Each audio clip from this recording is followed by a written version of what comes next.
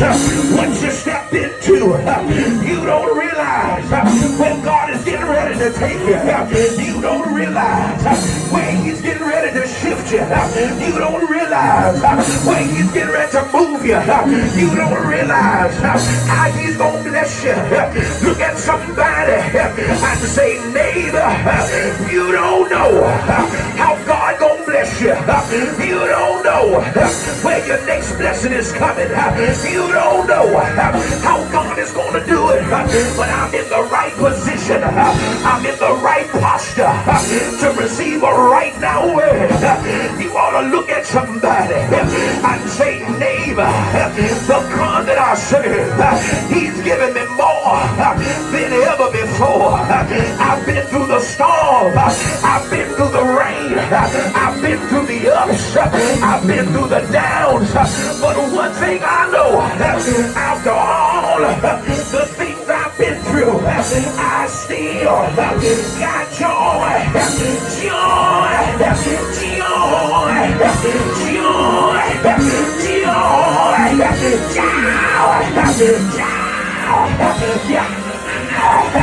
Tell your neighbor, say neighbor, oh neighbor, you don't realize what you stepped into. Get out your seat, step into your anointing, get out of your seat, step into your victory, step into your happiness, step into your love, step into that new job, step into that new house, step into that new car. High five your neighbor and say, neighbor, step on in there, walk in it, talk in it, praise in it, worship in it, give Him praise, give Him praise, shout yes, yes, yes, yes, yes, yes, yes.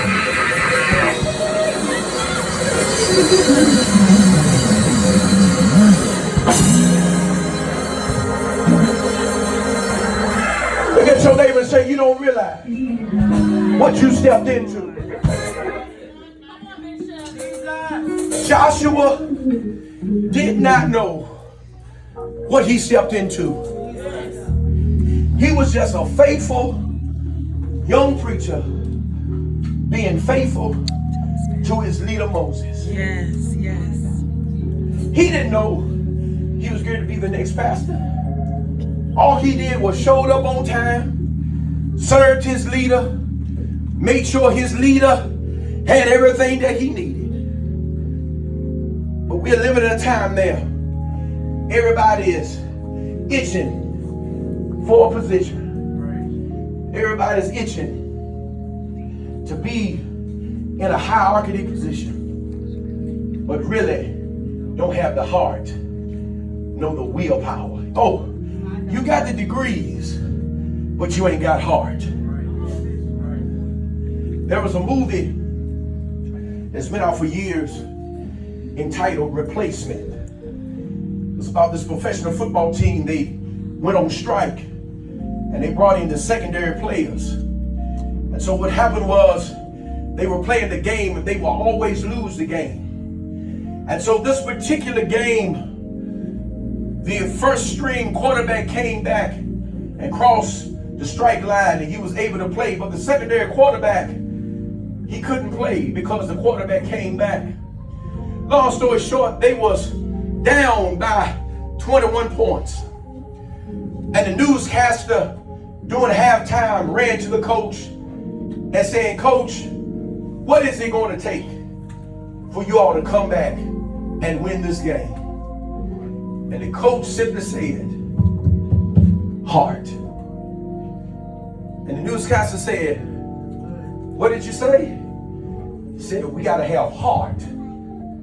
It's not about the position you play, but it's about the heart of the position that you play. God ain't concerned about your degrees.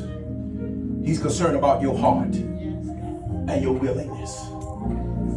You have heart and you have willingness to get to work on time and work overtime when they ask. But when it comes to the will of God, We don't have heart. We don't have willingness. And God says today can be your day of change, where He can change your whole lifespan all the way around. I'm encouraging you today, just like with Jesus. Jesus, yeah, He had heart. He had willingness. Because you had to have heart and willingness in order to go to the cross, to bleed, suffer, and die, buried in the heart of the earth, but get up on the third day with all power in His hands. You got to have heart. You got to have the willingness. If you don't have heart and if you don't have willingness, no need of you even trying to be a praise and worship leader. No need of you trying to be a musician. No need of you trying to be a preacher. No need of you trying to be an usher. If you don't have the heart or if you don't have the willingness to do. That's right. Yes. Should nobody have to beg you or ask you to do something when you purpose in your heart and your willingness to do. Yes. See, at the end of the day, every leader don't know what your gifts and calling is. That's why it's important that anytime you join